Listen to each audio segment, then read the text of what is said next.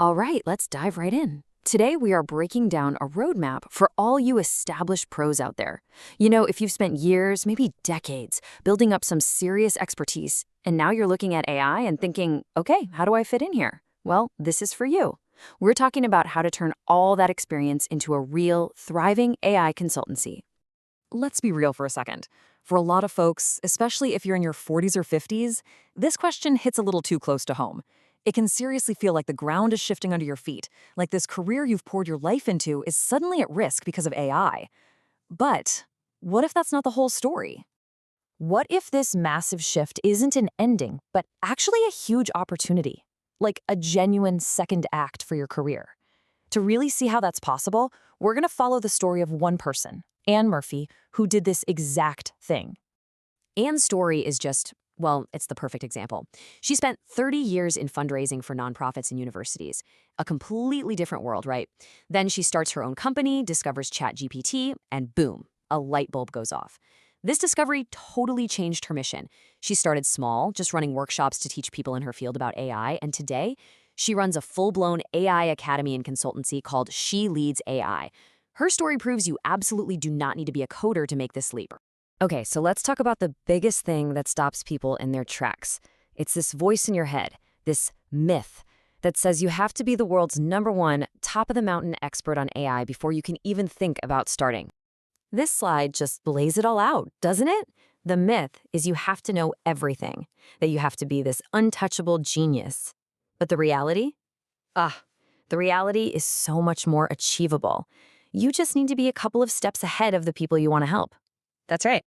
I absolutely love this quote from Anne Murphy. It is everything. Embrace being the 5th grader to the 4th graders. Just think about that.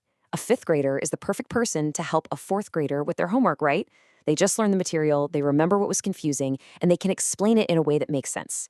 That's you. That's your job.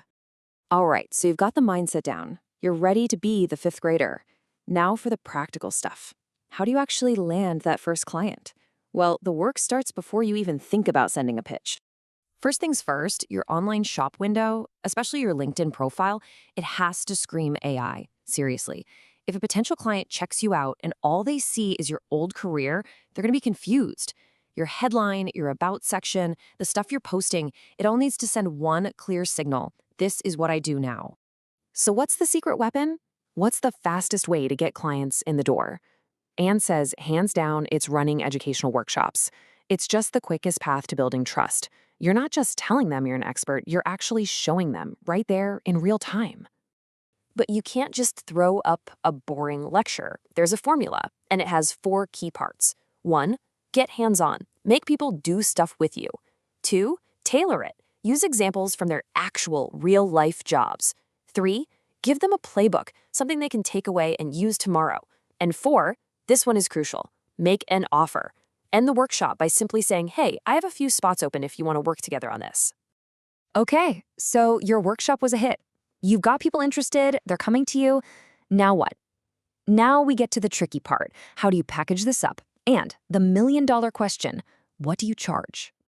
The first thing you need to know about pricing AI services is that it's pretty much the Wild West right now. And while that might sound a little scary, it's actually fantastic news.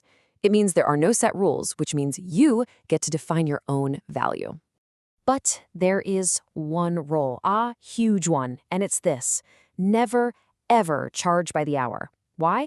Because it puts a cap on your income, and worse, it frames your work as just trading time for money, not creating real value.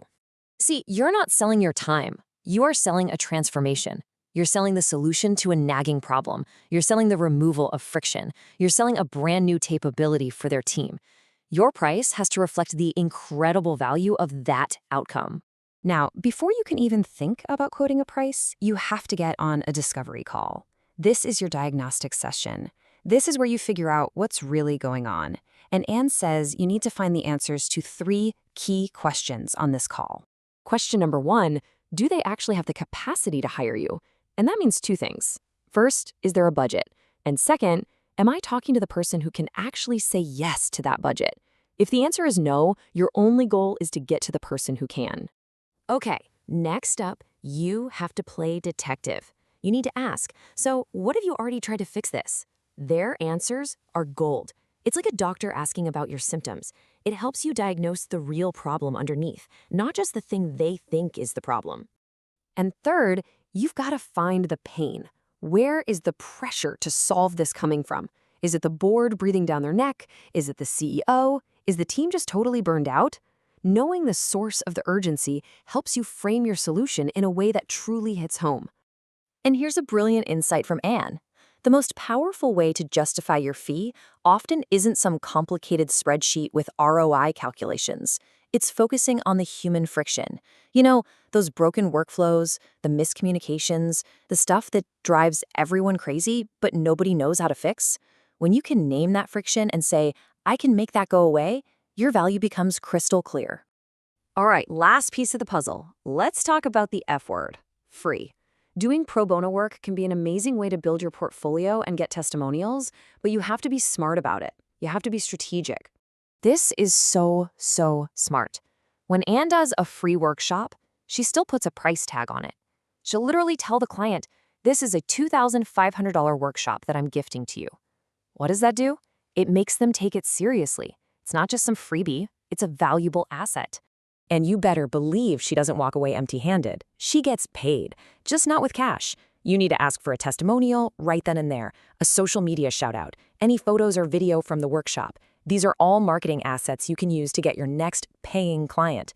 Oh, and she limits herself to just one of these gigs a quarter. Super important.